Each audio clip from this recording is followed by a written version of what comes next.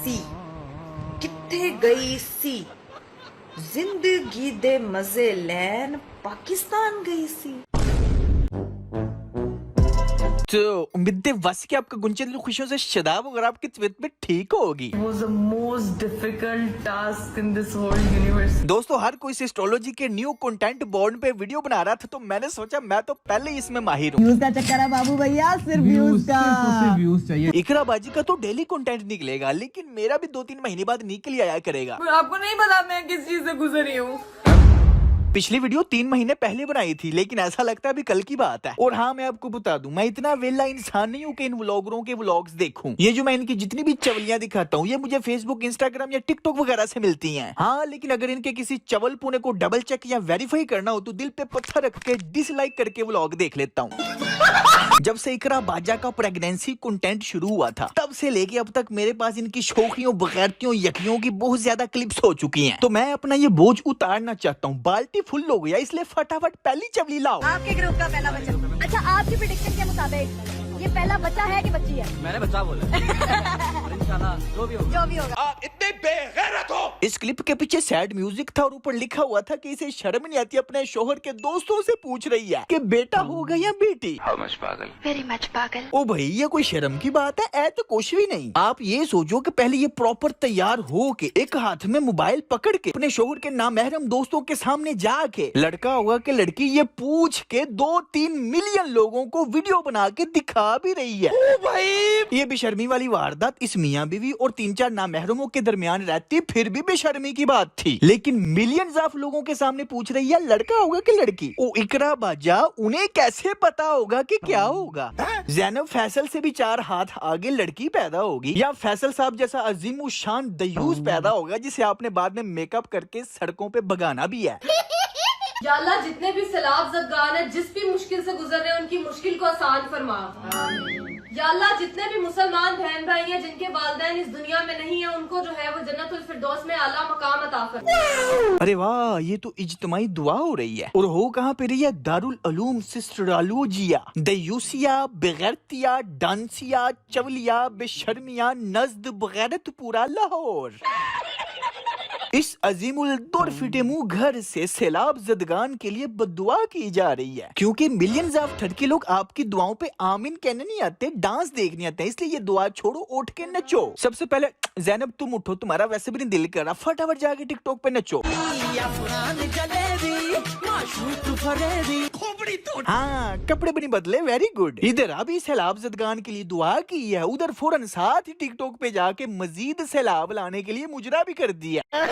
जी हाँ, मैंने इसलिए इनको नचने वालियाँ या डांसिंग क्वींस कहा है, क्योंकि इनको काम ही एक आता है, अपनी नुमाइश करना। This is my final look। ये मेरी शर्ट है, ये मेरा कार्ड है, ये बैग है, ये जीन्स है। मैं हूँ, मेरे साथ भी मैं हूँ। रमजान में रोजे रख लिए, मुहर्रम में थोड़ा सा रो लिया, रबी लेवल पे नाते पढ़ ली, साल बाद उम्रा कर लिया, बस बाकी के 350 दिन नचना है। क्यों? क्योंकि इन्हें काम ही एक आता है, अपनी नुमाइश। वीडियो तो चली रही है, पहले यार लाइक कर दे, बहुत मेहनत होती है यार। 1 सेकंड लगना, ये देखें 1 सेकंड लगा, कुछ भी नहीं हुआ। पूरा साल मेहनत करता हूँ आपके लिए बेटा, दीदी कि हम इकरा को मिलने, अभी हमारी बेटी इकरा को मिल के गई है। ये एक्सपीरियंस था, इट वाज बियॉन्ड वर्ड्स। मतलब मुझे समझ नहीं आ रही मैं कैसे कहूं। Very magical. असल में व्लॉग तो बनाना होता है ना, उसने व्लॉग में कुछ बोलना था, इसलिए जो मुंह में आया बोल दिया। Very magical. ये तो लेटेस्ट न्यूज़ है। और ये अनीदा अरीब उर्फ अजीब कैमरा लेके उधर मुंह जी वड़ जा, उसे अपनी होश नहीं लेकिन एक्सपीरियंस बताओ। Can do it Iqra, you can do it. Normally उसको डिलीवर करना it was the most difficult task in this whole universe, लेकिन मैंने हिम्मत मारी। मैंने कहा भाई अब कह रहे हैं कि हिम्मत करो। कौन है ये लोग? वैसे मुझे लगता है ये भी इकरा बाजी ने अरीब को कहा होगा कि अरीब मैं तो रूम में जा रही हूँ, लेकिन व्लॉग बनाना मत भूलना। मुझे तो शायद होश हो ना हो, लेकिन व्लॉग बनाना मेरा एक्सपीरियंस नोट कर लेना। Bye bye Areeb, content is coming, vlog बनाना मत भूलना। मदर, मैं अपनी जिंदगी के एक नए सफर की तरफ निकलने लगी हूँ। मतलब लिटरली मेरी बॉडी शिवर कर रही है, मुझे कुछ समझ नहीं आ रहा। तो क्या नाचो मैं? अभी बच्चा पैदा होने से पहले जो व्लॉग्स थे, बेबी शावर, ये वो मैं नहीं गिनता। पहला व्लॉग आवर बेबी, अल्हम्दुलिल्लाह कंटेंट पैदा हो गया। फाइनली खाला बेबी को मिलने आ गई, grand welcome, baby gifts, baby name revealed, मिठाई डिस्ट्रीब्यूशन। अनायास अकीका, ग्रैंड अकीका, 8 दिन में 8 व्लॉग सिर्फ बेबी के ऊपर। व्यूज का चक्कर है बाबू भैया, सिर्फ व्यूज का। यहाँ पे बात खत्म नहीं हुई, अब यही सारी चीजें इसकी छोटी बहन फातिमा ने भी दिखा दी। Blessed with the baby girl. अरे नहीं, तेरी बड़ी बहन ने सही नहीं सी दसिया, उन्हें गलत दसिया सी। उसकी बात पे लोगों को यकीन नहीं, तेरी वेरिफिकेशन जरूरी है। Welcome home surprise, baby face viral, baby की गिफ्ट्स। अच्छा जी, ऐसा है क्या? अभी बस अगला पूरा साल इन 5 बहनों के चैनल पे मोस्ट वायरल कंटेंट यही होगा। बेबी को ये हो गया, वो हो गया, बेबी का आहा, बेबी की उहू, बेबी की ये आ ई उ आ। बात यहाँ पे भी खत्म नहीं हुई, तीसरी बहन की वेरिफिकेशन भी जरूरी है। Officially welcome baby. चौथी शोखी बांदरी पीछे कैसे रह सकती है व्लॉग बनाने में, बेबी गर्ल। ये तो लेटेस्ट न्यूज है। वाह, वड्डी 3 बहनों के व्लॉग से तो हमें पता ही नहीं था चला कि बेबी गर्ल। अच्छा किया तुमने बता दिया। खाला की ड्यूटीज, गिफ्ट्स फ्रॉम खलाज। अब बस ये 5वीं शोखी रह गई थी फेस रिवील करने के लिए। हमने टाइटल में लिखा फेस रिवील कर दिया, लेकिन फेस रिवील किया कोई नहीं। असल में मेरे ख्याल से उसको शरई पर्दा करवा रही है। नहीं मतलब फेस रिवील तो ऐसे नहीं कर रही जैसे पूरी जिंदगी उससे पर्दा करवाना है। हम दोनों ने डिसाइड किया था कि हम उसका सोशल मीडिया नहीं बनाएंगे। जब वो खुद बड़ी होके बनाए, मैंने उसका आईडी शाईडी नहीं बना। अरे वाह, क्या बात है, इतनी अच्छी मदर, इतनी अच्छी माँ। अभी हमने डिसाइड किया कि हम उसका इंस्टा अकाउंट नहीं बनाएंगे, फिलहाल हम उसको सिर्फ अपने व्लॉग्स में ही नुमाइश करेंगे। लेकिन जब वो बड़ी हो जाएगी तो इंशाल्लाह अपनी मर्जी से टिकटॉक इंस्टा अकाउंट बना के नाचा करेगी इंशाल्लाह। नहीं इकरा बाजी, मुझे सिर्फ एक बात बताओ, आपको लगता है कि वो जिस माहौल में बड़ी होगी उस माहौल में वो आपकी सुनेगी भी? ज़ैनब फैसल ने तो 15 साल की उम्र में बॉयफ्रेंड बनाया ना। ज़ैनब फैसल तो 15-16 साल की उम्र में ही तुम सबसे बड़ी लगती है ना, वो 10 साल की उम्र में तुम सबसे बड़ी लगेगी। ये 5वीं बहन ज़ैनब फैसल तुम चारों से तो 4 हाथ आगे है ना, लेकिन ये छठी लड़की तुम 5 से 10 हाथ आगे होगी। तुम्हें कैसे पता चला? ये मैं कोई बददुआ नहीं दे रहा, ये मैं इनके माहौल को देख के कैलकुलेशन कर रहा हूँ कि सबसे पहला इकरा बाजी दा हाल देखो जरा, लग रही है ना मरासन। यार आप सोच नहीं सकते इस वड्डी बहन इकरा ने क्या कुछ नहीं किया दौलत हासिल करने के लिए, शोहरत हासिल करने के लिए।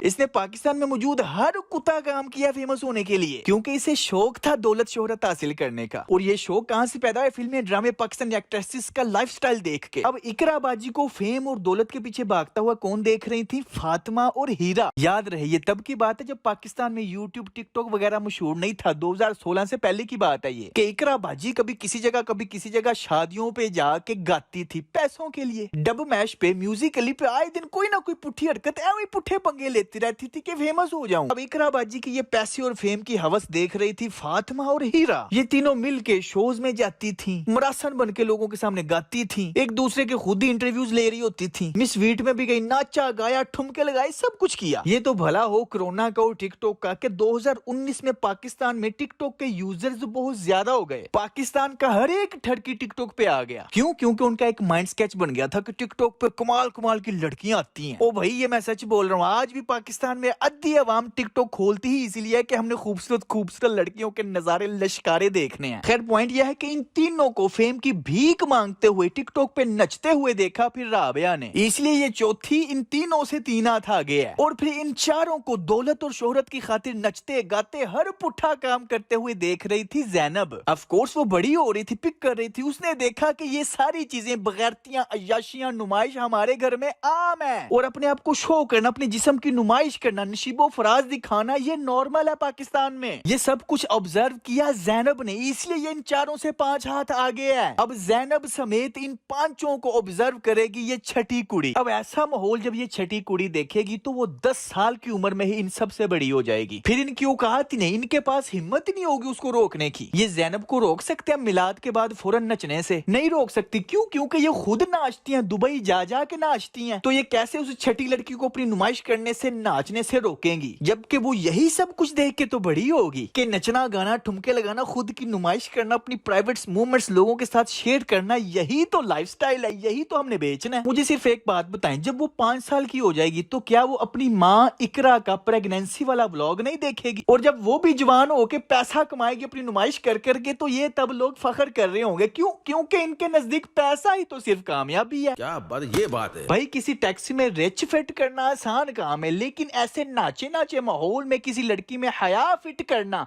इम्पॉसिबल।